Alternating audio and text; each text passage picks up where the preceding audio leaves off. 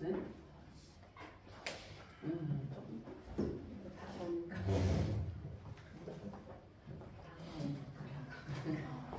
잘 보여요?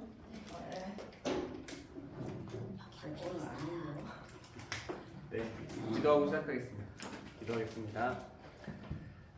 사랑과 은혜가 많으신 하나님, 오늘도 좋은 날 허락하여 주시고 또 이 시간 우리 성도님들과 함께 하나님의 말씀을 또 배우고 또 나눌 수 있는 귀한 시간 허락해 주셔서 감사를 드립니다.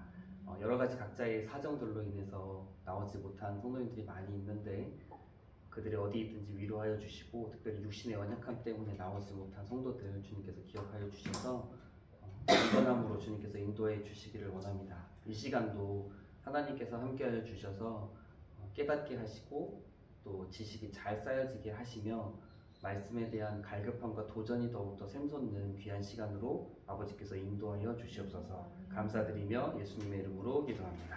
아멘. 네,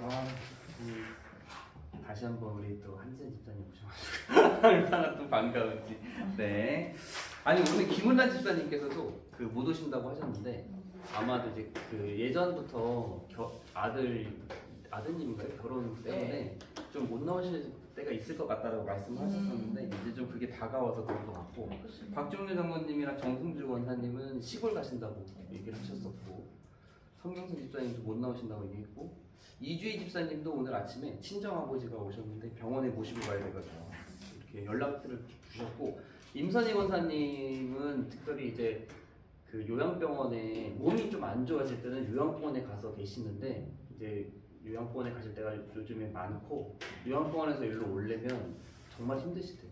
시간도 많이 걸리고 차도 많이 막히고 그래가지고 앞으로 그냥 온라인 강의를 듣겠습니다. 죄송합니다. 이렇게 또 얘기를 나눴습니다.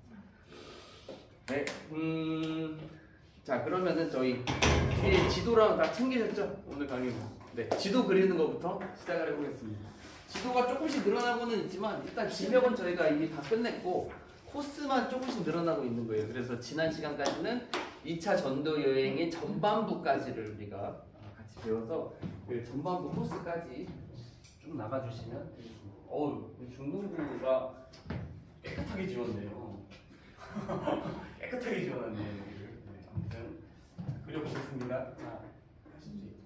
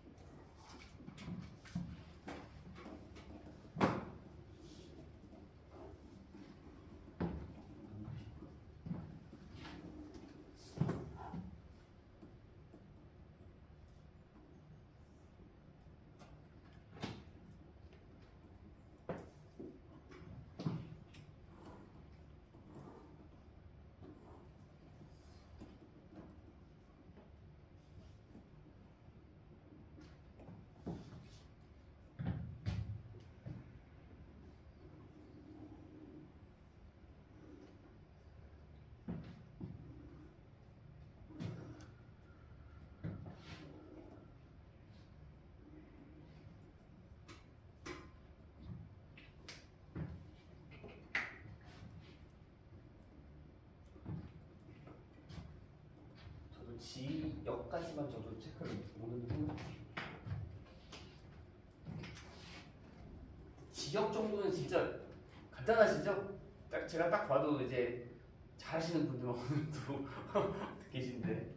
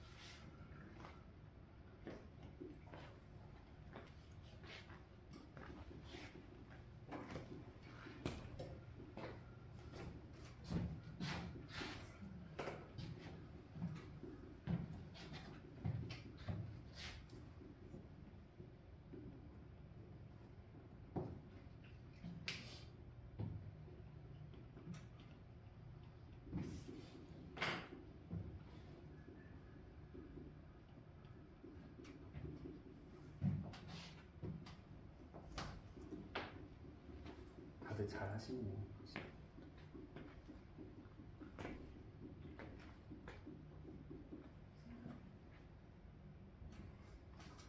아니네요.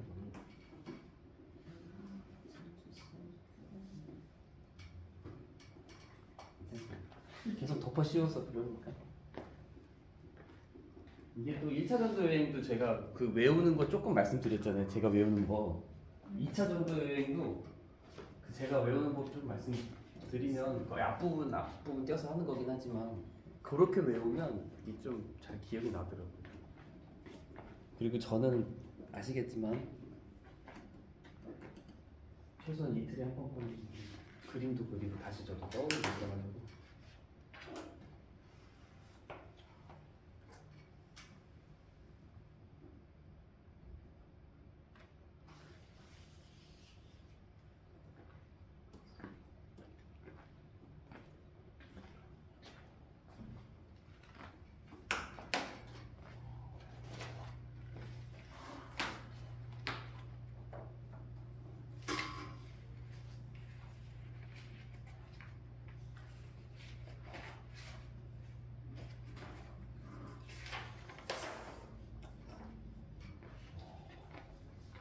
거의 뭐 100% 외우시는 분들 계시네요.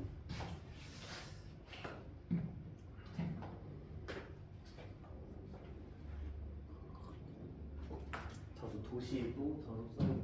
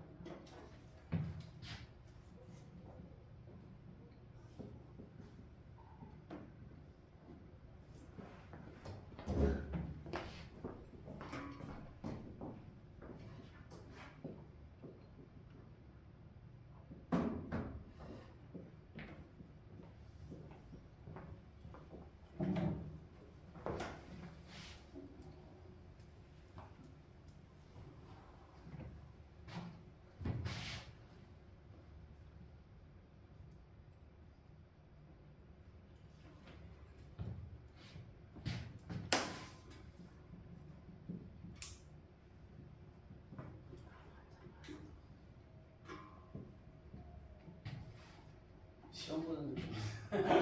되게 잠잠해.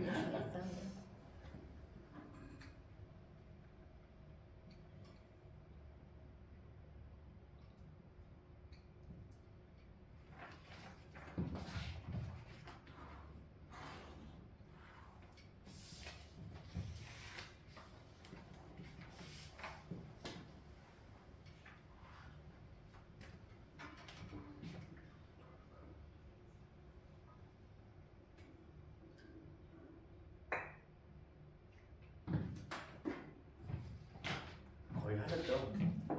그쵸? 코스도 길도 해보셨나요? 길은 같이 할까요? 네. 잘 하시더라고요. 와우. 훌륭하십니다. 1차 전도 여행은 요만큼이잖아요. 그쵸? 그래서 안, 실, 살, 바, 버, 안, 이, 루, 더. 그 다음에 다시 돌아가서 버가에서 아탈리아, 아탈리아에서 안디모.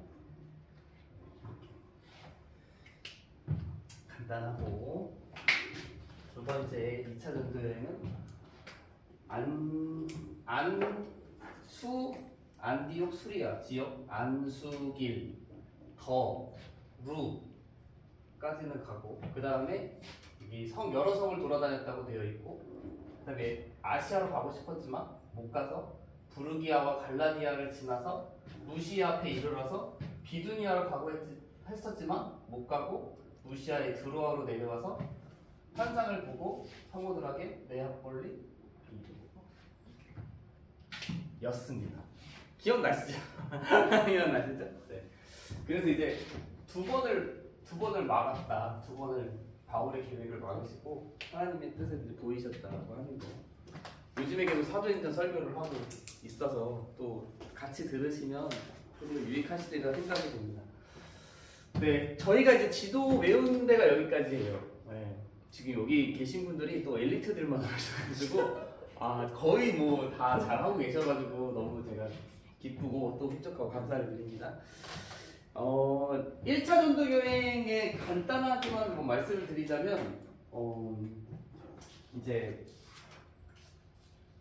설교한 지 얼마 되지도 않았긴 하지만 바울과 바나바, 마가 요한 3명 플러스 더 있을 수도 있지만 최소한 3명이 같이 출발을 했었고 구브로로 갔던 이유도 이제 이 안디옥 교회가 세워진 배경 그리고 안디옥 교회의 최초 목회자 예루살렘에서 파송한 그 바나바의 고향이기도 하고 또 안디옥 교회가 구브로 사람이 맨 최초로 전했기 때문에 그런 이유도 있고 결국엔 또 내용이 들으신 분은 그래가지고 이제 안디옥 교회에서 이방인 전도를 위한 사역자가 세워졌을 때에 그 구브로 섬으로 가게 되는 게 이제 좀 자연스럽게 그 상황 속에서 이루어지는 부분이었기도 했죠.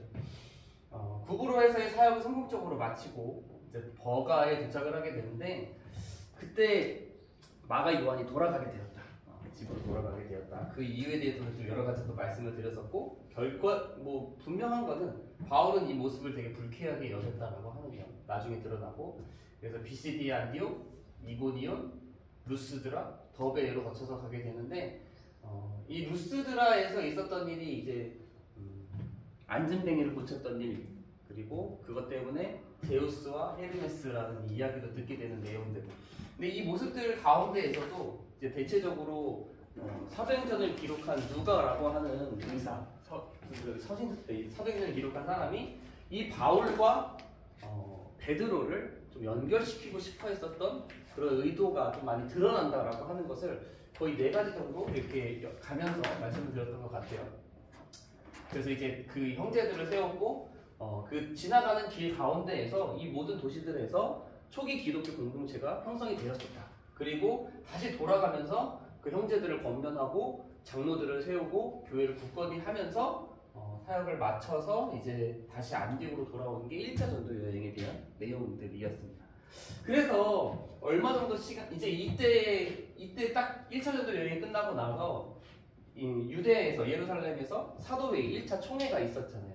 그래서 이제 이방인들이 우리에게 돌아오는데 그들에게도 할례를 주어야 한다라고 하는 유대교 할례주의자들에 대한 논쟁이 안디옥에서 불거졌고 왜냐면 이제 그 사람들이 유대에서 안디옥으로 올라와서 안디옥 교회다 이야기를 하니까 그 논쟁이 점점 격해지자 결국에는 이제 예루살렘으로 내려가서 이 이방인들이 우리에게 돌아오는 것에 있어서 할례 필요한가에 대한 것으로 총회가 시작이 되었고 결국 이곳에서 야고보 그리고 뭐 베드로의 발언들이 나오면서 할례 필요 없다. 그리고 4가지 조항을 잘 지키면 이방인들이 우리에게 같이 들어오는 것을 허락한다라고 하는 그런 결의안들이 내려져 왔습니다. 그래서 2차 전도 여행을 가게 될 때는 이 바울의 계획이 있는 거예요. 이 갈라디아 지역에 있는 이 도시들과 이 구브로에 있는 이 도시들 그러니까 1차 전도 여행의 이 지역들의 형제들이 굳건하게 잘 서 있는지를 확인하자라고 하는 게 바울의 2차 전도 여행의 초기 목적이었습니다. 그래서 이제 가려고 하는데 이들을 위해서 가려고 하는데 마가 요한의 동행 문제로 바나바와 바울이 크게 다툰 것이고 결국 이제 바나바는 마가 요한을 데리고 이제 이 구브로로 지역으로 가고 바울은 신라를 데리고 신라는 이때 총회에서 좀 친분이 맺어졌던 그래서 이 신라가 이 안디옥에도 바울과 바나바와 같이 올라와서 총회의 결의안들을 주변 교회들한테 이제 전달하는 내용들이 잠깐 나오는데 이 신라와 인연을 맺었던 바울이 이 신라를 데리고 이제 길리기아를 지나서 갈라디아 쪽으로 2차 전도 여행을 나가는 내용이었죠. 근데 이제 이들이 싸웠을지언정 그래도 바울이 처음에 계획했던 우리가 1차 전도 여행지에 있었던 형제들이 믿음 위에 굳게 서 있는지를 보자라고 하는 초기의 목적은 분명히 달성을 하는 거예요. 양쪽으로 뻗어나가면서. 그래서 이제 바울은 2차 전도 여행을 초기의 목적은 달성했지만 그 넘어서 이제 아시아에서 복음을 전하고 싶어 했던 거죠. 왜냐면 아시아는 그 당시에 되게 뭐 발전한 도시이기도 지역이기도 했지만 특히 이 에베소가 가장 번화한 이 군대 중에서는 가장 상업적으로든 무역으로든 경제적으로든 발전한 도시였기 때문에 이곳에서 복음을 전하는 게 엄청나게 큰 유익이 있을 것이다 라고 여겼던 것으로 보여요. 왜냐면 많은 곳들이 다 이곳을 에베소를 통해서 지나가게 되니까. 그런데 이제 성령께서 막으셔서 가지 못하고 부르기아를 지나서 갈라디아 땅을 거쳐서 무시아 앞에 이르렀는데 이때 그럼 내가 이번에는 이제는 비두니아로 복음을 전하고자 라는 계획을 다시 세웠으나 이때에도 예수의 영이 허락하지 않아서 갈 수 없었고 당연히 아시아에서는 복음을 전하지 못하게 했기 때문에 무시아 땅으로 들어왔고 무시아에서 드로아에 머물 때에 하나님께서 이제 주님의 뜻이 무엇인지 주님께서 보내고자 하시는 방향이 무엇인지를 환상을 통해서 바울에게 주신 것이죠. 그래서 바울이 그 환상을 보고 마게도냐인이 부르는 환상을 보고 나는 아시아에 가서 복음을 전하고 싶어 했고 그 다음에는 비두니아에 가서 복음을 전하고 싶어 했지만 하나님께서는 이 마게도냐 땅에 복음을 전하는 것을 시급하게 여기셨고 이곳으로 나를 보내시는구나를 확실히 인정하고 나서 이튿날 사모드라게 성을 거쳐서 네아폴리, 그다음에 빌립보까지 가서 복음을 전하는 내용들이 지난 시간의 내용이었습니다. 그래서 빌립보에서는 참 스펙타클한 일이 있었죠. 루디아의 집에 대한 부분, 그리고 귀신 들린 여종을 고침으로써 간수 감옥에 갇히고 간수의 집에 복음을 다 받게 되는데요. 그래서 이 빌립보 교회, 지금 우리가 오전 예배 때도 이제 빌립보서를 중심으로 하고 있는 그 빌립보 교회의 초창기 이제 인물들이 루디아의 집, 그리고 간수의 집, 그리고 어쩌면 이제 귀신 들린 여종이 이제 귀신이 떠나가게 되면서 그 사람들이 아마 이 빌립보 교회의 이제 초기 인물들이었을 것이다, 주요 인물들이었을 것이다라고 하는 부분들도 같이 나왔습니다. 자, 그래서 이제 오늘은 후반부예요. 후반부. 2차 전도 여행이 전반부가 여기까지라면 후반부는 이제 쭉 거쳐서 다시 돌아가게 되는 후반부에 대한 것들을 같이 공부를 해보도록 하겠습니다. 이제 여기는 다 대충 이제 아시겠죠? 뭐 네아폴리, 빌립보, 암비볼리, 아볼로니아, 데살로니가, 베레아인데 이 빌립보에서의 큰 여러 가지 사역들을 마친 이후에 이제 암비볼리와 아볼로니아를 거쳐서 데살로니가로 가게 됩니다. 근데 이 암비볼리와 아볼로니아라고 하는 도시에 대해서는 이렇다 할 기록은 없어요. 그런데 제가 찾아보니까 이 암비볼리가 그 당시에 빌립보보다 더 번화한 도시기는 했대요. 그 당시에. 그럼에도 불구하고 암비볼리에 대한 기록이 없었던 것은 뭐 여러 가지 몇 가지를 추측해 볼 수는 있겠죠. 암비볼리에서 복음을 전했으나 별다른 저항이나 핍박이나 사건 없이 순탄하게 복음을 전했을 것이다라고 할 수도 있고, 또는 금방 그냥 지나가는 도시로서 기록이 되었을 것이다라고도 생각해 볼 수 있을 것입니다. 결국 이제 이렇게 해서 데살로니가로 가게 되는데 이 데살로니가도 되게 우리에게는 친숙한 도시잖아요, 그렇죠? 어디에 있는지는 잘 몰랐었을지언정 데살로니가라고 하는 곳은 우리에게 되게 친숙합니다. 왜냐하면 서신서에도 있기 때문에 데살로니가전서, 데살로니가 후서의 그 데살로니가이기 때문에 매우 친숙한 지명이기는 해요. 근데 이 데살로니가에 가서 보면은 바울이 항상 패턴이 있어요. 도시로 가면 어떻게 복음을 전하는지에 대한 바울만의 패턴. 당연히 맨 처음에는 유대인의 회당을 찾고 그 유대인의 회당에서는 대체적으로 유대인이 있습니다. 그 유대인들에게 복음을 전하고 그 복음이 거절된 다음에 이방인들에게 전하는 바울만의 패턴이 있어요. 근데 이 패턴을 생각해 보면 항상 거의 그렇거든요. 근데 바울이 특별히 하나님께 부름받은 것은 이방인의 사도잖아요. 근데 이방인의 사도인 것을 자기가 분명히 자각하고 이방인들을 위해서 복음을 전하는 것은 당연히 마땅한 사역임에도 불구하고 유대인인 자신의 생각 가운데서는 그래도 유대인들을 향해서 복음을 전하고자 하는 열망이 바울에게는 있었다라고 하는 거죠. 그러니까 내가 이방인의 사도야라고 하는 그 부르심 때문에 나는 유대인들에게는 복음을 전할 필요 없고 이방인에게만 복음을 전할 거야라고는 생각하진 않았다. 그러니까 당연히 바울의 마음속에는 나는 유대인으로서 유대인들에게도 복음을 전하고 그리고 주된 사역은 주된 부르심은 이방인을 위한 사역자라고 하는 그런 기본적인 마음가짐이 있었어요. 그래서 우리가 오늘 새벽 예배, 요즘 새벽 예배 때도 로마서를 우리가 같이 묵상하고 있는데 그 로마서에서도 자신이 이방인의 사도로 부름받았다고 해서 로마인들을 위해서 헬라인들, 그러니까 이방인들을 위해서만 로마서가 기록된 것이 아니라 1장부터 담임 목사님께서도 말씀하셨지만 1장부터 8장까지는 이방인을 위한 이방인이 구원을 얻는 과정과 그것에 대한 서술이라면 어제와 오늘 봤던 9장과 10장 그리고 내일 보는 11장까지는 유대인들에 대한 구원에 대해서도 분명히 기록하고 있어요. 그래서 형제들아, 이스라엘 사람들아 라고 시작하면서 이제 유대인들에 대한 구원에 대해서도 분명히 그가 기록하고 있다는 점 생각해 볼 수가 있습니다. 이제 데살로니가에 가서 이제 회당에 가게 되는데 짧게 뭐라고 기록되어져 있냐면 새 안식일의 복음을 새 안식일에 이제 말씀을 전했다라고 되어져 있어요. 딱 이렇게만 보면 3주 동안만 있었구나 라고 쉽게 생각해 볼 수도 있습니다. 새 안식일 동안 하나님의 말씀, 예수 그리스도에 대해서 가르쳤으니까 3주 정도 체류했나 보다. 그리고 그 이후에는 이제 사건들이 훅훅 지나가게 되거든요. 그러니까 이 데살로니가에서 이 바울이 머물렀던 기간이 3주 정도라고 이제 이렇게 생각할 수가 있는데 그 외에 성경적 이제 자료들을 보면 3주만 머문 것은 분명히 아닐 것이다 라고 하는 것을 좀 어느 정도 합당한 이유들을 통해서 찾아볼 수가 있습니다. 제가 성경책 오늘 좀 가지고 오시면 좋겠다고 말씀을 드렸던 게 빌립보서 4장 16절을 한번 찾아볼게요. 지금 이제 바울은 데살로니가에 있어요. 빌립보서 4장 16절. 빌립보서 4장 16절. 이제 바울이 빌립보 교회 성도들에게 쓰면서 뭐라고 했냐면 4장 16절에 데살로니가에 있을 때에도 너희가 한 번뿐 아니라 2번이나 나의 쓸 것을 보내었도다 라고 이렇게 이야기해요. 그러니까 바울이 이 데살로니가에서 복음을 전하고 있는 기간 동안 이 빌립보 성도들이 바울을 위해서 바울이 쓸 것들을 조금 보내준 거예요. 근데 이게 한 번뿐 아니라 2번이나 나에게 보냈다라고 되어져 있는 것을 통해서 빌립보 성도들이 바울을 향한 사랑도 알 수 있지만 그 기간이 결국 짧지 않을 것이다 라는 것도 분명히 추측해 볼 수 있는 것이고, 또 이번에는 데살로니가 전서 2장 9절을 찾아보겠습니다. 이번에는 데살로니가 전서 2장 9절. 오늘 좀 몇 개 찾아볼 것 같아요.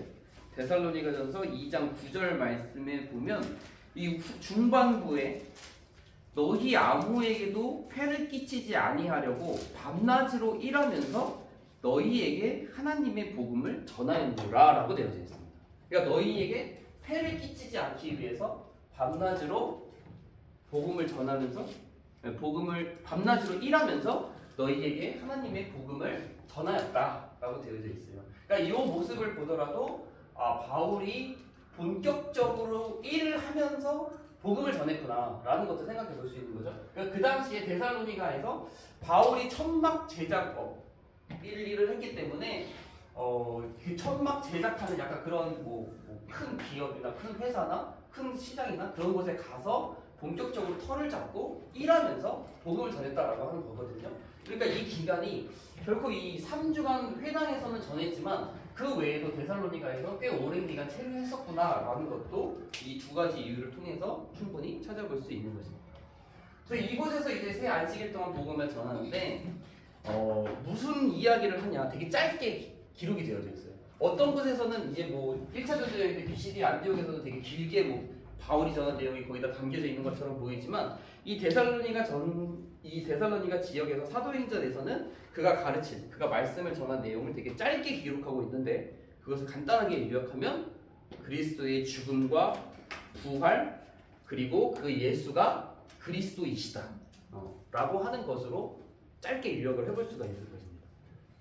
예수가 죽었고 부활했는데 그 예수가 곧 우리의 구원자 메시아다 라고 하는 내용을 이제 유대인의 회당에서 가르치는 거예요. 근데 바울의 그 가르침이 되게 길기도 하고 짧은 데도 있지만 핵심은 그겁니다. 예수가 당한 고난과 부활, 승천, 그리고 그 예수가 바로 우리를 구원할 구원자다라고 하는 것, 그것을 가르치게 되는데, 그러자 두 가지 반응이 이 데살로니가에서 있었습니다. 두 가지 반응. 첫 번째, 당연히 뭐 어딜 가든 마찬가지예요. 믿는 사람들이 있고 믿지 않는 사람들이 있어요. 믿는 사람들이 반기고 즐거워하면서 다음 안식일에도 복음을 전해달라, 다음 안식일에도 또 말씀을 전해달라라고 하는 그런 믿는 사람들이 항상 있고, 또 반대로 거절하고 핍박하고 공격하는 사람들이 또 있습니다. 그래서 이번에도 어떤 사람들이 믿었냐, 성경에는 이렇게 기록이 되어져 있어요. 경건한 헬라인의 큰 무리와 귀부인들이 믿었다. 경건한 헬라인들의 큰 무리와 귀부인들이 믿었다 라고 되어져 있고, 반대자들은 당연히 유대인들 가운데에서는 유대인들은 바울의 복음의 말씀에 대해서 반감을 가지고 또 거절했어요. 그래서 어떻게 하느냐, 이 되게 간단하게 적혀 있는데, 이 야손의 집에, 야손이라고 하는 사람의 집에 이 유대인들이 공격해서 들어가서 바울이 있는지 없는지, 그리고 바울을 잡아 끌어내려고 했던 것으로 보여요. 야손의 집에 침입해서 바울과 실라와 디모데가 없는 것을 보고 대신 이 야손을 끌고 가는 장면, 그런 이야기가 있습니다. 그러니까 바로 이 야손의 집이 데살로니가에 바울이 거할 때의 기도처 또는 이제 본부 같은 역할을 이 야손이라는 사람의 집에서 하는 거죠. 그래서 이곳에서 머무는데, 이 야손이 과연 누구냐? 그냥 여기서만 잠깐 나오는 사람일 수도 있지만, 어디에 또 이 야손이라고 하는 사람이 나오냐면 로마서 16장 21절입니다. 로마서 16장 21절. 이 로마서 16장 21절에 보면은 야손이라는 사람이 등장을 하기는 해요. 나의 동역자 디모데와 나의 친척 누기오와 야손과 소시바더가 너희에게 문안하는지라.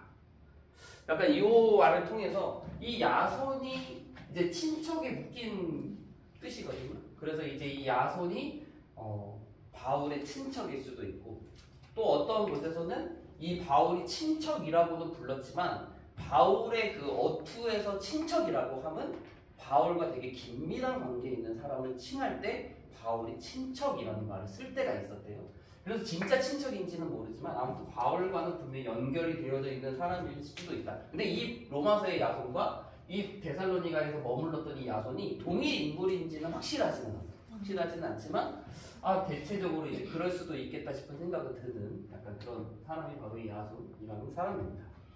아무튼 그래서 이 야손의 집에서 있는데, 이 야손은 결국 뭐 보석금으로 풀려났다라고 되어져 있어요. 자, 그런데 이 바울이 이 일로 인해서 데살로니가에서 더 복음을 전하지 못하고 결국에는 유대인들을 피해서 베레아로 가게 되는 일이 발생을 하게 됩니다. 그런데 여기서 한 가지 재미있는 게 뭐냐면, 아마도 이 야손의 집에서 이 바울과 실라 바울 일행이 여기서 머물렀는데 이 야손이 보석금을 받고 풀려날 수 있었던 이유는 앞으로 바울이 야손의 집에 가지 않겠다, 야손과 거리를 두겠다, 그 복음을 전하는 일을 하지 않겠다, 야손의 집 또는 데살로니가에서 약간 그런 어느 정도의 그런 약속 또는 어느 정도의 이런 뭐 협의 이런 것들을 통해서 그제서야 야손이 풀려난 것으로 보일 수가 있는데, 이 모습이 무엇이냐? 이 데살로니가 전서 2장 18절 말씀을 한번 읽어보면 이 모습 상황들이 조금 이해가 되는 게 있어요. 데살로니가 전서 2장 18절. 데살로니가 전서 2장 18절. 제가 한번 읽어보겠습니다. 그러므로 나 바울은 한 번, 두 번 너희에게 가고자 하였으나, 요거 이따가도 이 얘기 나오지만 데살로니가 전서를 쓰는 장소가 있습니다. 쓰는 장소는 오늘 배우게 될 고린도에서 써요. 고린도에서 데살로니가 전서, 데살로니가 후서를 쓰게 되는데 2장 18절 말씀에 바울은 고린도에 있으면서 내가 너희에게 데살로니가에 한 번, 두 번 너희에게 가고자 하였으나 사탄이 우리를 막았다라는 표현을 쓰게 됩니다. 그러니까 아마도 이 야손의 집에서 이제 생활을 하고 있었던 바울이 그들의 그 뭐 추방령 또는 관계를 더 이상 갖지 말라고 하는 그런 명령 이런 것들을 통해서 가고 싶었지만 고린도에서 데살로니가로 가고 싶었지만 사탄이 막았다라고 하는 표현을 통해서 가지 못한 바울의 모습들 이것을 이야기한다라고 볼 수가 있습니다. 그러니까 바울이 이 데살로니가 전서 후서를 쓰면서 이 고린도에서 이 데살로니가 성도들을 계속 많이 생각했던 것으로 보여요. 그러니까 그들에게 이제 편지도 보내기도 하지만 자 그래서 바울이 결국 이제 이 데살로니가 안에 있는 믿는 자들을 통해서 베레아로 가게 되는데 이 믿는 자들이 이미 생겼다라고 하는 것을 통해서도 바울이 이 데살로니가에서 어느 정도 오래 머물렀다라고 하는 것을 생각해 볼 수가 있습니다. 자 이제 베레아로 가게 돼요. 근데 이 베레아 우리 생각해 보면 아마 이제 이 베레아 사람들은 더 너그러워서 이거 잘 아시죠? 그렇죠? 베레아 사람들은 더 너그러워서 간절한 마음으로 말씀을 받고 이제 그러한가 그걸 이제 판단하는 약간 그런 사람들인데 여기서 우리가 좀 한번 생각해 볼 거는 더 너그럽다라고 하는 의미예요. 의미. 그러니까 더 너그러워서 간절한 마음으로 말씀을 받는다 할 때 이 너그럽다라고 하는 거 이거 어떤 의미라고 생각하십니까? 우리가 그냥 너그럽다라고 생각하면은 약간 우리말로 너그럽다라고 생각하면은 그러니까 성격에 대한 부분을 좀 많이 떠올리게 되잖아요. 그렇죠? 그래서 너그러운 마음, 그래서 잘 용서하는 마음, 또 마음이 넓다. 약간 이런 의미로 우리가 받아들여서 이 베레아 사람들은 좀 마음이 좀 넓은 사람들이구나. 베레아 사람들은 좀 용서를 잘하는 사람들이구나. 약간 좀 이렇게 고상한 사람들이구나. 약간 이런 식으로 생각할 수가 있는데 원문을 통해서 이 너그럽다를 바라보게 되면은 어떤 의미냐면 잘 들어보세요. 진리 앞에서 편견 없이 객관적인 자세를 가진다는 의미. 그러니까 우리말로는 조금 이게 좀 잘 어울리진 않는 뜻이죠. 너그럽다라고 하는 원문의 뜻은 진리 앞에서 편견 없이 객관적으로 받아들인다. 객관적인 자세를 갖는다. 라고 하는 게 이 너그럽다의 진짜 뜻이다라고 하는 것입니다. 그래서 진리 그 말씀 앞에서 들려지는 그 소식 앞에서 객관적인 마음을 갖고 편견 없이 그것을 받아들일 준비가 되어져 있는 사람들 그런 사람들이 바로 베레아 사람들이었다라고 하는 것입니다. 그래서 이 베레아에서도 복음을 전하게 되는데 여기서도 믿는 사람들이 있어요. 믿는 사람들이 있고 많았고 또 여기서도 상류층 사람들이 믿었다 많이 믿었다 라고 되어져 있는데 이 복음을 전하고 이제 믿는 사람들이 많아졌는데 이 위기가 찾아오게 됩니다. 거절하는 사람들이 있어요. 복음을 또 거절하는 사람. 그런데 이번에 거절은 베레아에 있던 유대인들이 거절한 것이 아니라 데살로니가에 있던 유대인들이 이 베레아에서 복음을 전한다는 바울의 그 소식을 듣고 데살로니가에서 베레아까지 찾아와서 바울을 공격하고 핍박하는 내용이 성경에 기록이 되어져 있습니다. 데살로니가에서 찾아온 유대인들의 소동으로 베레아에 있는 바울이 어려운 가운데 처하게 되고 그래서 이 바울이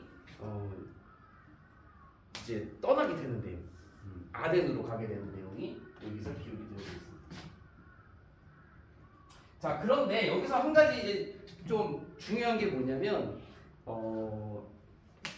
사도행전 17장 14절 이제 좀 본문인데 사도행전 17장 14절 말씀에 보면 조금 오늘 좀 복잡한 부분들이 조금 있습니다. 17장 14절 말씀에 보면 형제들이 곧 바울을 내보내어 바다까지 가게 하되 실라와 디모데는 아직 거기 머물더라. 솔직히 좀 쉽게 가려고 하면은 그냥 이런 부분은 뺄 수는 있거든요. 그냥 뭐 바울의 코스대로 그냥 가서 하면 되는데 선생님들 열심히 있다 조금 더 이런 부분까지 할게요. 이 바울은 떠났지만 실라와 디모데는 베레아에 남겨두고 가는 거예요. 그러니까 아마도 이 유대인들의 공격은 바울을 향해서는 좀 직접적으로 있었지만 실라와 디모데는 그래도 좀 안전한 그런 것이 분명히 있었던 것으로 보입니다. 그래서 아덴으로 바울은 가지만 실라와 디모데는 여기에 머물러 있다라고 하는 것. 그래서 아마 이 실라와 디모데가 베레아에 머물면서 베레아에서 초기 기독교 복음을 접한 자들에게 믿음 굳건히 하는 일들을 그들이 분명히 했을 것이다 라고 생각을 해볼 수가 있습니다.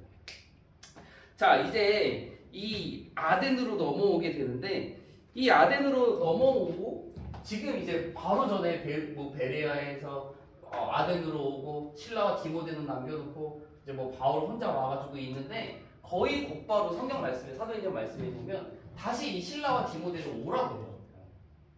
다시 오라라고 바울이 명령하게 되는 내용이 바로 그 다음 절에 있습니다. 근데 아마도 다음 절이라도 우리는 그냥 뭐 별 생각 없이 그냥 넘어갈 수는 있지만 아마도 이 14절과 15절 바울만 왔다라고 하는 14절과 다시 실라와 디모데를 오라고 하는 15절 사이에 그 간격이 상당한 기간이 분명히 있었던 것으로 생각해 볼 수가 있죠. 2차 전도여행 우리가 금방 했지만 약 3년 정도 되는 기간입니다. 아무튼 실라와 디모데를 다시 불러요. 실라와 디모데가 나에게 오도록 속히 명령한다. 근데 이제 여기서 이 바울이 이제 능력이 대단하다, 좀 이제 그 사람을 잘 쓸 줄 안다라고 하는 게 느껴지는 게 여기를 남겨놓고 오잖아요. 그러니까 이 실라와 디모데가 충분히 자신의 그 복음 전하는 그 사역을 통해서 초기 공동체가 기독교 공동체가 세워진 것을 실라와 디모데가 분명히 맡아서 어느 정도 이제 그들을 믿음을 세워줄 것이다라는 믿음의 확신이 바울에게 있으니까 남겨두고 오고 다시 부르는데 부른 다음에 또 다시 보내는 작업을 또 바울이 한다라고 하는 거예요. 그러니까 이 바울은 실라와 디모데의 역량 또는 그를 성장시키기 위한 뭐 계획 이런 것들을 바울이 이제 사역하는 가운데 가지고 있는 거예요. 그러니까 이제 나랑 같이 출발했으니까 나랑 같이 다 같이 다녀야 돼라고 생각하지 않고 그들의 능력, 그들의 은사 이런 것들을 발견하고 자기가 지나왔던 교회를 다시 세울 수 있는 믿음의 일꾼들로 인정하고 그들을 보냈다라고 하는 거죠. 그래서 이제 이 실라와 디모데를 부른 다음에 또 다시 파송을 하게 되는데 이 부분은 사도행전에 하는 거 없어요. 사도행전에는 이 실라와 디모데를 파송했다라고 사도행전은 기록되지 않습니다.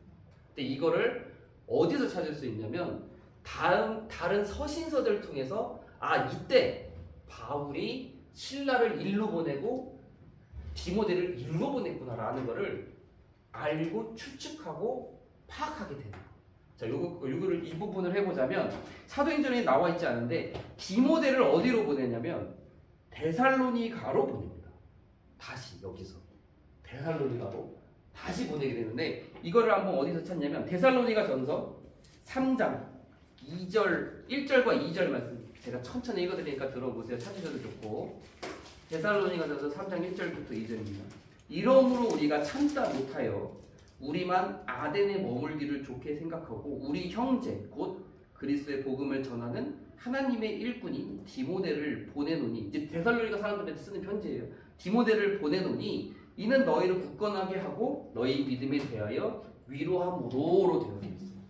그러니까 아덴에 우리끼리 머물기를 좋아하는 게 아니라 그래도 핍박과 어느 정도 환란 속에서 그나마 안전한 바울은 그 모든 것을 다 받았지만 이 디모데를 데살로니가로 여기를 보내게 되는 거예요.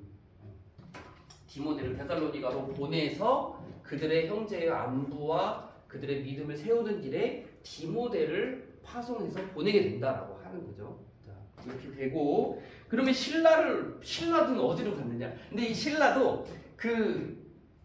신라는 파송했다라고 보냈다라고 하는 기록은 없는데 신라가 마게도냐로부터 왔다라고는 되어져 있어요. 그게 어디에 있냐면 다음 장에 이제 보게 될 거지만 사도행전 18장 5절 말씀에 보면 이제 이 신라가 마게도냐에서 와요. 그러니까 디모데도 오고 신라도 오고 또 왔다라고 하는 내용이 기록이 되어져 있어요. 근데 이 신라가 어디로 갔을까는 분명하게 성경에 사도행전이든 서신서에서든 기록은 되어져 있지 않지만 대체적으로 학자는 빌립보로 갔을 것이다. 마게도냐에서 왔다고 하거든요. 빌립보에 갔을 것이다라고 되어져 좀 많이 추측을 해요. 왜냐하면 빌립보에서 빌립보 교회의 소식을 바울에게도 알려주고 또 빌립보의 연보도 바울에게 또 전해주는 일을 아마 이 신라가 했을 것이다 라고 이렇게 추측을 합니다. 그러니까 바울은 이 아덴에 머물면서 디모데는 데살로니가, 신라는 빌립보로 보내면서 아덴에서의 사역을 그가 혼자 하기도 하는 거예요. 네, 혼자 하는 거예요. 자, 그런데 이게 나중에 이어지기 때문에 말씀드린 겁니다. 고린도에서 또 다시 이들이 돌아오거든요. 자, 이제 바울이 아덴에 도착해서 아덴에서의 일들을 감당하게 되는데, 이 아테네 뭐라고도 하고, 또 여기는 참 재밌는 부분이 에피쿠루스 스토아가 나와요. 에피쿠루스 스토아 들어보셨죠? 이 에피쿠루스 스토아, 저는 철학 시간에 듣는 사람들이거든요. 에피쿠루스 학파, 스토아 학파라고 하면서 이들이 그 철학 때, 이 서양 철학 배우면서, 고대 철학 배우면서 배웠던 기억이 있는데, 이 에피쿠루스와 스토아, 이제 근데 그 위에 있는 바울의 전도는, 바울은 아덴의 어느 곳에서든지 복음을 전합니다. 뭐 회당과 장터에서, 성경에 이렇게 기록되어 있어요. 날마다 만나는 사람들. 그러니까 바울은 아덴에 있으면서 그냥 그의 삶이 그냥 전도자의 삶이에요. 그냥 회당에서도 하고 장터에서도 전하고 날마다 사람들을 만날 때마다 복음을 전하는 일을 하는데, 이 그때 어떤 사람들이 있었냐면, 이 아덴에는 에피쿠로스와 스토아 사람들이 있었다.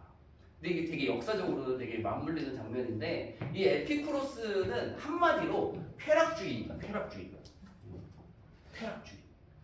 그래서 인간의 육신은 어떻게 되든 뭐 상관없고 영혼만이 귀한 거야. 이 이분법으로 육신과 영을 나눠서 우리는 영은 좋은 거고 영은 좋은 거니까 영은 상관없고, 이 더러운 육신은 타락하도 어떻게든 상관없어. 이 세상에서 쾌락을 추구하는 삶, 이게 바로 이 에피쿠로스 학파고, 스토아는 정반대 금욕주의입니다. 금욕주의. 쉽게 말하면. 그래서 그런 사람들이 있는 이 아덴이었고, 이 아덴 사람들의 특징이 무엇이냐? 이거는 어떤 역사학자가 기록한 것이기도 한데, 항상 새로운 것을 찾는 사람입니다. 그러니까 성경에도 뭐라고 나오냐면은 이 날마다 새로운 것을 찾는 사람들. 그래서 이제 자기들이 시간을 쓰는데, 우리가 새로운 것에 대해서 발견해서 새로운 것에 대해서 이야기를 나누는 것 외에는 시간 쓰는 일이 별로 없는 사람들이라고 성경에 기록이 되어져 있어요. 그러니까 날마다 새로운 것들을 추구하는 사람들이고, 새로운 철학, 새로운 가르침, 새로운 문물, 사상, 이런 것들에 대해서 되게 관심을 많이 가지는 사람들이 아덴 사람들이었습니다. 그래서 이 바울이 전하는 그리스도의 복음 역시도 그들에게 있어서는 새로운 사상이고 놀라운 일이고 들어보지 못한 것들이기 때문에 관심을 가지게 된 것이고, 그래서 그를 끌고 어디로 가느냐? 아레오바고. 이제 여기 성경 퀴즈 하면 많이 빠지지 않습니까? 아레오바고라고 하는 것으로 갑니다. 아레오바고라고 하는 것으로 데리고 가는데, 아레오바고. 이 아레오바고가 무엇이냐면, 이게 조금 이게 좀 몇 가지 또 이게 의미가 담겨져 있는데, 첫째는 법정.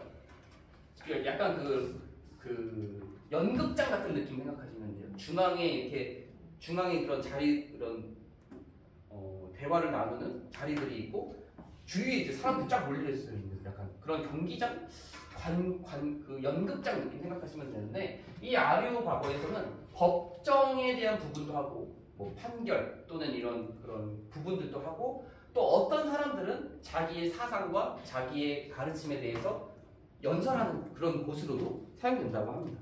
근데 이곳에서 바울이 이제 예수 그리스도의 복음을 전하는 겁니다. 사람들이 듣고 싶어 했다는 거죠. 아덴 사람들이. 그래서 어떤 말씀을 이제 조금 여기서는 길게 말하는데, 두 가지로 이제 요약을 해보면 주제가 이겁니다. 하나님의 심판과 예수 그리스도의 부활을 믿으라. 제가 요약한 건데, 이 바울의 말 속에서는 하나님의 심판과 예수의 부활을 믿으라 라고 하는 복음을 전하게 됩니다. 근데 여기에서 이제 말씀에 대한 반응이 나오게 돼요. 이 아덴 사람들이 어떻게 되어져 있냐면, 대체적으로 이 조롱하는 사람들도 있고 믿음을 가진 사람들도 있다라고 되어져 있는데, 이런 비율로 따지자면 거절하고 조롱하는 사람들이 다수고, 믿고 따르는 사람이, 관심을 갖는 사람이 소수라고 하는 것은 분명한 사실입니다. 왜냐하면 그 당시에 그 대체적으로 아덴 사람들이 가지고 있었던 신관념 또는 그런 사상들 이런 것들이 무엇이냐면 영원히 존재하는 것은 맞아. 영원히 있어. 영원히 존재하는 것은 맞아. 그런데 육신은 악하고 타락한 것이기 때문에 바울이 아까 뭘 전했다고 그랬어요? 부활에 대해서 전했다고 했잖아요. 영원히 부활하는 것은 맞지만 육신의 부활은 악하고 타락한 것이기 때문에 먼지같이 흩어져 버리는 것이지 육체에 대한 부활은 이들이 믿지 않는 것이 대체적으로 깔려있는 저변에 깔려있는 사상이었다고 하는 거예요. 그러니까 예수 그리스도의 부활에 대해서 이야기를 했을 때 믿지 않는 사람들이 많을 수밖에 없는 게 이 아덴 도시에 어느 정도 깔려져 있는 사상이었다고 하는 거죠. 자, 그래서 조롱하고 믿지 않는 사람들이 꽤 많이 있었고, 근데 이때 믿었던 사람들을 성경에서는 그 이름을 기록하고 있는데 그 사람이 바로 제 왼쪽에 적어놓은 디오누시오라고 하는 사람입니다. 이름이 조금 어렵죠. 디오누시오. 그리고 뭐 또 한 사람은 다마리라고 하는 사람이고, 또 다른 사람들이 이제 믿었다라고 이제 분명히 성경 속에 기록이 되어져 있는데, 이 디오누시오 제가 한번 찾아보니까 전승에 의하면 아덴의 교회 초기 기독교 공동체의 감독이 되었다라고 이제 전승에는 그렇게 기록이 되어져 있어요. 그러니까 대체적으로 성경에 기록된 이 믿음의 첫 열매들이 대체적으로 그 교회의 감독, 장로, 주된 인물들 이런 것들로 이렇게 되어져 있다라고 생각해 보면 됩니다. 자, 그래서 아덴을 지나서 드디어 2차 전도 여행에 가장 오래 머물렀던 곳, 가장 중요한 도시라고 할 수 있는, 이제 이 고린도는 저희가 이제 도시를 일찍부터 배웠잖아요, 그렇죠? 2차 전도 여행이 이제 핵심 도시라고 고린도에 가게 됩니다. 근데 이 고린도가 1년 6개월이에요, 1년 6개월. 그러니까 이 전체 2차 전도 여행의 기간 중에 반 이상을 이 고린도에서 지냈다라고 할 수 있는 거죠. 그러니까 2차 전도 여행의 주요 도시가 될 수밖에 없는 거죠. 근데 이제 고린도도 우리에게 되게 친숙하잖아요. 고린도전서, 고린도후서 되어 있으니까, 게다가 데살로니가 전서 막 후서 5장, 4장 짧아요. 근데 고린도전서 후서는 상당히 깁니다. 내용도 길고 할 이야기도 많았던 것으로 보여요. 그만큼 또 오래 있기도 했고 거주하기도 했고 하니까. 근데 이 고린도에 대해서 간단하게 말씀을 드리자면, 이 고린도가 바울이 오래 있을 수밖에 없어요. 왜냐하면 이 아가야의 수도예요. 그러니까 아가야 지역의 가장 발전한 곳이 수도가 바로 고린도이기 때문에 바울이 이제 그의 사역에 이제 집중적으로 복음을 전할 수밖에 없는 거고, 당연히 이 소아시아 지역도 에베소가 수도입니다. 거의 제일 번화한 곳이에요. 그러니까 에베소에서 2년 6개월 이상 머물 수밖에 없었던 것도 그런 거와 연결이 되어져 있어요. 아무튼 고린도에서 1년 6개월이 있게 되는데, 이 고린도라고 하는 도시는 매우 여러 부류의 사람들이 있었다고 합니다. 그러니까 뭐 군인도 많고, 퇴역 군인, 뭐 상인, 뭐 무역하는 사람들, 뭐 여러 가지 사람들이 고린도에는 되게 많은 부류의 사람들이 있었다라고 기록되어져 있고, 그리고 이 무역의 중심이에요. 무역의 중심. 수도이면서 무역의 중심 도시. 그러니까 사람들이 잘 살까요? 못 살까요? 당연히 잘 살죠. 대체적으로 사람들이 되게 잘 살았다고 합니다. 그러다 보니까 잘 살면은 어떻게 됩니까? 윤리적으로 더 타락할까요? 아니면 잘 할까요? 윤리적으로 타락하는 일들이 자연스럽게 벌어지는 거예요. 부자니까, 돈 쓸 데가 많이 있으니까 윤리적으로 도덕적으로 타락이 많았다고 하고, 그러다 보니까 그 윤리적 도덕적 타락으로 인해서 자연히 성적으로 문란이 이어지게 되는 것이고, 그리고 이 무역하는 곳, 바다와 인접한 곳이다 보니까 신들이 되게 많아요. 신, 우상, 그런 것들이 엄청 또 많은 곳이 바로 고린도였다. 자연스럽게 이어지는 거예요. 성적인 문란과 그리고 우상 숭배와 우상에 대한 문제도 많았던 거예요. 그리고 이 두 가지 문제가 고린도 전서에 기록되어져 있다는 내용입니다. 자, 그래서 이제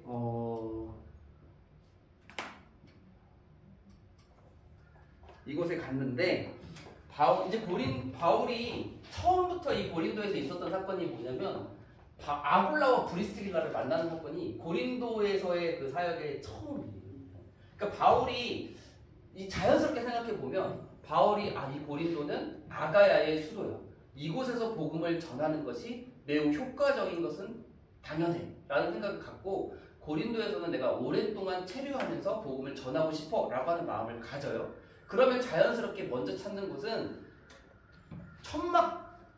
자기가 천막 일을 하니까 오랫동안 일을 하기 위해서는 바울의 그런 자신의 사명은 그거예요. 내가 수고하고 내가 일을 하면서 돈을 벌어가지고 그것으로 사역하기를 원했지 누구한테 지원을 받고 연보를 받고 하면서 하는 것이 바울의 스타일은 아니었다는 거죠. 그러니까 자연스럽게 내가 이곳에서 복음을 오래 전할 거야, 장기간 머물 거야 라고 하면 생계에 대한 부분을 자연스럽게 처음에 생각하는 것이고, 그러면은 자연스럽게 바울은 이 생계를 유지를 위해서 천막을 만드는 그런 업체, 그런 자리, 그런 곳으로 자연히 이동해서 천막 치는 곳, 천막을 만드는 곳으로 갔고, 그곳에서 같은 업을 하고 있는, 같은 일을 하고 있는 아굴라와 브리스길라를 만나게 되는 게 자연스럽게 이어지는 흐름이라고 할 수 있는 거죠. 자, 그런데 이 바울이 만드는 이 천막, 천막, 이 텐트 요거 그 당시에 돈 얼마나 됐겠어? 생각할 수 있잖아요, 그렇죠? 지금 생각하면 우리 텐트 생각하면 좋은 텐트 되게 많잖아요. 근데 그 당시에 텐트가 얼마나 좋았겠어요. 근데 여기에 좀 재밌는 이야기들이 좀 있습니다. 근데 이때 텐트가 다소 지역에서 텐트가 명품 텐트예요. 그러니까 명품 텐트라는 게 뭐냐면 사람들이 되게 좋아하고 인정하고 잘 쓰는 텐트가 이 다소 지역에서 많이 수출이 되는데, 이 텐트가 어디까지 갔냐면 군용 텐트, 그러니까 군납하는 텐트로서의 그런 역할을 했다. 바울이 만드는 텐트가. 그리고 바울이 그 당시에 사람들은 아버지의 일이 대대로 내려오는 걸 일을 하거든요. 그러니까 아버지가 했던 일을 자연히 이어갔는데, 바울이 어렸을 때부터 아버지를 통해서 배운 텐트가 바로 이 군용 텐트, 군대에 납품하는 그런 되게 질 좋은 군인들이 쓰는, 그 당시에 많은 군인들이 있었으니까 그런 텐트였을 것이다 라고 추측한 학자들도 있고, 그래서 이 텐트 사업이, 텐트 일이 상당히 수입이 좋았을 것이다 라고도 이야기를 합니다. 그리고 바울이 우리가 잘 알고 있는 말씀 중에 내가 일체의 비결을 깨달았느니 부함에도 알고 줄인 것도 알고 다 이야기를 할 때가 있잖아요. 근데 이 바울이 이 다소에서 되게 상당히 부자였을 것으로 추측을 많이 해요. 그래서 있는 집 자식, 먹은 것도 좋고 집도 좋고 다 되게 좋은, 출신이 엄청나게 좋은 사람이었을 것이다 라고 많은 학자들이 추측을 합니다.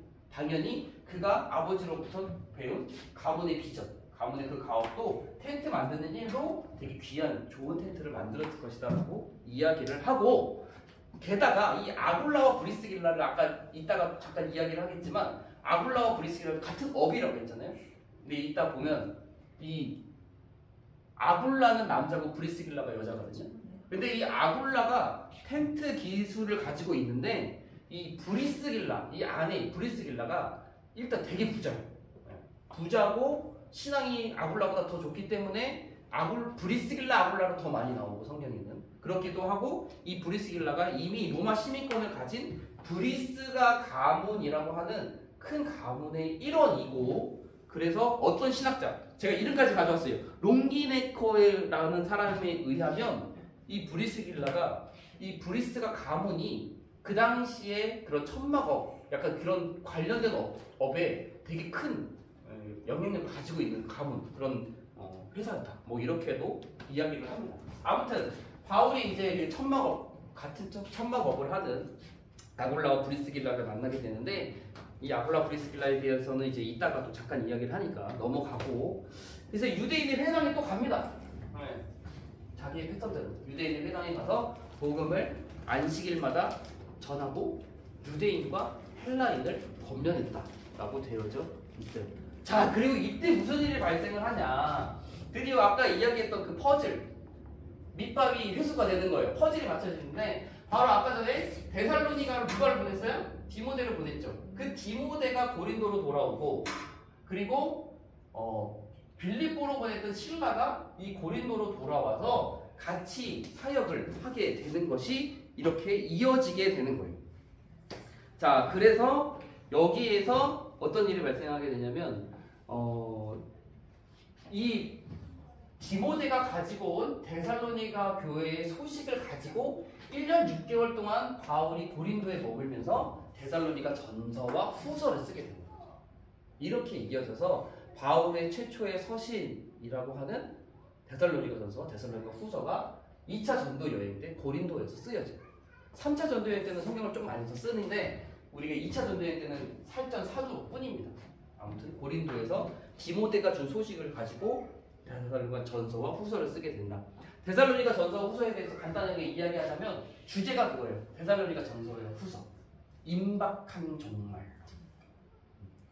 그러니까 그 예수 그리스도의 재림이 금방 있을 것이다. 얼마 남지 않았다라고 하는 게 그 당시에 많은 사람들이 가지고 있었던 것이기도 했고 그 것을 가지고 있다 보니까 근데 이제 그런 가지고 있다 보니까 이 데살로니가 사람들이 자신의 생계, 자신의 생업들은 내팽개치고 그 성도들끼리 다니면서 좀 이제 여러 가지 사회적으로 좀 안 좋은 일들을 했던 거예요. 그러니까 그리스도의 재림이 금방 있을 줄 알았어요. 바울의 가르침이 3주는 넘었지만 그리 오래 데살로니가에서 말씀을 전할 수도 없었고 유대인들의 핍박 때문에. 그래서 데살로니가 사람들이 믿음은 가지고 있었지만 예수 그리스도의 재림이 금방 있을 것이라는 생각 때문에 잘못된 사회생활을 하고 있었던 것에 대해서 쓴 편지가 데살로니가 전서다라고 하는 거죠. 그래서 근데 이제 예수 그리스도의 그런 약속도 막 금방 성취되잖아요. 왜냐면은 예수님께서 승천하면서 내가 너에게 선물 성령을 줄 것인데 예루살렘에서 기다려라 라고 했을 때 제자들이 기다렸는데 며칠 만에 성령을 받아요? 10일 만에 받잖아요. 오순절 때. 그러니까 그런 모든 것들이 차곡차곡 이루어지는 모습들을 보면서 예수 그리스도의 재림 역시도 금방 이루어질 거라고 생각했던 거예요. 그래서 그런 데살로니가 사람들을 바로잡기 위해서 데살로니가 전서를 쓰게 되거든요.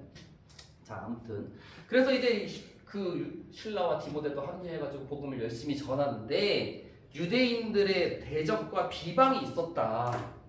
이 유대인들의 이 비방과 대적은 끊임없이 있습니다. 왜냐하면 그들이 믿고 왔었던 것을 완전히 무너뜨리는 것이기 때문에. 그래서 어디에 거하느냐? 어디에 이 고린도 전도의 전초 기지를 삼냐면 회당 옆. 참 그것도 바울도 대단한 것 같아요. 회당에서 복음 전하다가 유대인들이 막 핍박해가지고 나오면 좀 멀리 떨어질 만도 한데 바울이 거처를 삼은 곳은 기도처를 삼은 곳은 회당 옆 디도 유스도의 집에 거했다. 회당 가까이 디도 유스도의 집에 거했다. 그런데 결국 이 일로 말미암아 어떤 일이 일어나게 되냐면 그 당시에 회당의 회당장인 그리스보라고 하는 사람이 복음을 믿게 되었다. 예수 그리스도를 믿게 되었다라고 되어져 있고 바울이 우리가 한 가지 생각해 볼 게 이 바울이 믿는 사람들에게 세례를 이제 주잖아요. 우리가 이제 뭐 빌립도 에디오피아 내시에게 뭐 세례를 주는 것도 있었고 그 당시에 이제 세례를 주는데 이 바울이 세례를 준 사람은 별로 없어요. 기록상. 그러니까 바울이 직접 믿는 사람에게 세례를 주는 경우는 거의 없고 몇 명에게만 세례를 주고 바울과 함께 있던 실라나 디모데나 그 외의 사람들이 세례를 주는 일들이 많이 있었는데 고린도전서 1장 14절에 찾아볼 필요까지는 없지만 이 바울이 그리스도에게는 자기가 직접 세례를 주었다라고 기록이 되어 있습니다. 그러니까 아마도 좀 이렇게 그 당시에 이 회당장이었기 때문에 그리스도라는 사람이 상당히 그 주변에 영향력을 가진 유대인이기도 하고 영향력을 가진 사람이라서 바울이 직접 그에게 주었을 것이다라고 생각이 되고 그런데 이 일로 결국에는 이 일로 복음의 확산이 이루어져요. 회당장 그리스도가 예수 그리스도 복음을 들었다라고 하는 일 때문에 이 복음의 활력소를 가지고 와서 주변에 많은 사람들이 헬라인들과 유대인들이 예수님을 믿게 되는 일이 발생을 하게 됩니다. 자, 근데 이때 복음이 흥황할 때 갑자기 사도행전 보면 무슨 말씀이 있냐면 주의 말씀이 바울에게 주어지는데 그 내용이 무엇이냐면 밤의 환상 중에 두려워하지 말며 주님의 말씀이 바울에게 전해지 두려워하지 말며 침묵하지 말고 말하라. 지금 복음이 제대로 이제 힘을 얻어가지고 확산 가운데에 주님께서 바울에게 이렇게 얘기해요. 두려워하지 말아라. 침묵하지 말고 말해라. 이 성중에 내 백성이 많다. 이게 말씀을 하시는데 이 말씀을 하시는 이유가 뭐겠어요? 바울이 지금 마음에 두려움이 있으니까 두려워하지 말라라고 하시는 거거든요. 자연스럽게. 그런데 바울이 두려워했던 했다는 거예요, 분명하게. 근데 바울이 그렇다면 왜 두려워했을까? 라고 하는 것도 자연스럽게 이전까지의 패턴들을 보면 믿는 사람이 많은 만큼 바울을 대적하는 사람들도 당연히 자연스럽게 많아졌고, 그것 때문에 바울이 두려운 마음이 있었고, 그래서 주님께서 바울에게 두려워하지 말고 침묵하지 말고 전하라, 이 성중에 내 백성이 많다라고 말씀을 하신 거겠죠. 자, 이걸 확인하기 위해서 고린도전서 2장 3절을 한번 읽어보겠습니다. 고린도전서 2장 3절 말씀에 제가 읽어드릴게요. 내가 너희 가운데 거할 때에, 그러니까 바울이 고린도전서 쓰면서 고린도 사람들에게 이야기하는 거죠. 내가 너희 가운데 거할 때에 약하고 두려워하고 심히 떨었노라 라고 하는 것과 자연스럽게 이어지는 거예요. 그러니까 복음도 확산됐지만 그만큼 이제 핍박과 공격도 많았기 때문에 두렵고 약하고 심히 떨 때 주님께서 두려워하지 말고 침묵하지 말고 말하라, 이렇게 순서대로 자연스럽게 이어지는 것이고, 그래서 18절, 이번에 사도행전 18장 9절과 10절 제가 읽어드리겠습니다. 그래서 이제 이 말씀이 이어지는 것이고, 그래서 이거 빼고요. 1년 6개월 동안 계속해서 머물면서 복음을 전할 수 있는 힘을 바울이 이제 말씀을 통해서 얻게 되었다. 이렇게 연결하면은 이 부분이 자연스럽게 성경 고린도전서와도 연결돼서 읽을 수가 있습니다. 자, 이제 유대인들이 바울을 대적하는 본격적인 사건이 기록이 되어져 있어요. 그래서 이건 좀 간단하게 넘어가면, 이제 이 유대인들이 바울을 잡아다가 이제 그 법정으로 이제 끌고 가는 일이 발생하는데, 그 당시에 아가야의 총독이었던 갈리오라고 하는 사람이 해산시키는 일, 그 무리를 해산시키는 일이 있습니다. 왜냐하면은 어떤 너네들의 그런 뭐 법과 너네들의 관련된 너네들의 유대인의 문제는 너네들끼리 알아서 해결하라, 나는 그러고 싶지 않다라고 하는 그런 이야기예요. 그래서 자연히 해산시켜서 그 유대인들이 바울을 해하려고 하는 그게 이제 사그라지는 일이 잠깐 발생을 하게 되고, 하나는 넘어가겠습니다. 길어져서 오늘 조금 빨리 끝내야 돼서 겐그레아로 가게 되는데, 이 겐그레아에는 한 가지 되게 그 사건만 기록되어져 있어요. 바울이 서원이 있어서 머리를 깎았다. 근데 이 서원이 무엇인지는 정확히 기록이 되어져 있지 않습니다. 어떤 서원이고 어떤 거를 했는지. 근데 머리를 깎았다라고 하는 거는 그 결례에 서원했던 그 기간이 끝났다라는 것을 의미하거든요. 서원 기간 동안 머리를 못 깎고, 서원했던 그 기간, 결례의 기간이 끝났기 때문에 끝났으니까 머리를 깎는 그 의식이에요. 이거는 이제 구약에도 적혀져 있는. 그래서 서원 기간이 끝나서 머리 깎았다라고만 되어져 있고, 그 다음에 어디로 가냐면, 놀랍게도 여기는 2차 전도 여행에서 에베소로 가게 됩니다. 에베소로 가게 되는데, 이 에베소가 이 3차 전도 여행의 주 거점이잖아요. 그러니까 바울은 2차 전도 여행 초기에도 아시아의 에베소로 가고 싶어 했어요. 근데 못 갔는데 2차 전도 여행을 마치고 안디옥으로 귀향하는 길에는 에베소에 잠깐 들릴 수 있게 됩니다. 가고 싶어 했던 데로 갔어요. 그래서 하지만 올해는 못 있어요. 올해 못 있고, 대신 어떤 걸 하느냐, 자신과 함께 했던 이 브리스길라 아굴라가 대단한 사람들이라 했어요. 진짜 자기들이 이 로마에 살고 있던 사람이에요. 근데 로마의 황제가 유대인들 다 로마에서 다 나가라고 하는 그 칙령을 하거든요. 그래서 로마에서 추방당해가지고 고린도에 정착하고 있었는데, 바울과 같이 복음에 이제 헌신하기를 작정한 사람들이 된 거죠. 그래서 이 고린도에서 터전을 내팽개치고 바울과 같이 이제 전도여행 가기 시작하는 거예요. 근데 바울이 데리고 같이 가다가 에베소에 브리스길라 아굴라를 내버려 두고, 거기다 두고 바울은 안디옥으로 가게 돼요. 그러니까 이 밑작업을 하는 것 같은 느낌이 드는 거죠. 내가 다시 이제 에베소로 가고 싶은 열망이 있고 가고자 하는 계획이 있는데, 브리스길라와 아굴라를 거기다 두면서 이제 그들을 통해서 복음이 확산되고, 자기가 왔을 때에 이제 더 큰 힘을 얻기 위해서 밑작업을 이렇게 탁 깔아놓으면서 그들을 이제 두고 가는 그런 일들이 발생을 하게 되고, 결과적으로 바울이 이제 에베소로 들어가게 되죠. 그리고 이 일로 인해서 여기에서 누구를 만나게 됐냐면, 아볼로. 이 바울이 여기 아시아 3차 전도에 가기 위해서 이 윗지방에 있을 때에 이 브리스라 아굴라가 알렉산드리아에서 온 아볼로를 에베소에서 만나고 에베소에서 이 알렉산드리아 출신의 아볼로가 언변과 학식이 충만한 사람인데 예수 그리스도의 성령을 모르는 사람이었어요. 유대. 그래서 이 브리스길라 아굴라가 이 아볼로를 다 잡아다가 데리고 와서 성경을 가르치고 훈련을 시켜가지고 이 아볼로가 어디로 가느냐? 고린도로 갑니다. 고린도로 가서 나중에 고린도에서 문제가 생기는 게 4가지 파당 중에 아볼로파가 생기는 이유가 여기서 나옵니다. 여기에서 바로 이 브리스길라 아볼라한테 이렇게 배워가지고 이 사진도 있어요. 그림 막 누가 그린 사람이 있는데 이거 막 되게 열심히 배우는 아볼로 그림 있고 이 아볼로가 이 브리스길라 아볼라가 편지를 써가지고 고린도로 보내서 고린도에서 사역을 하게끔 해줘요. 아볼로.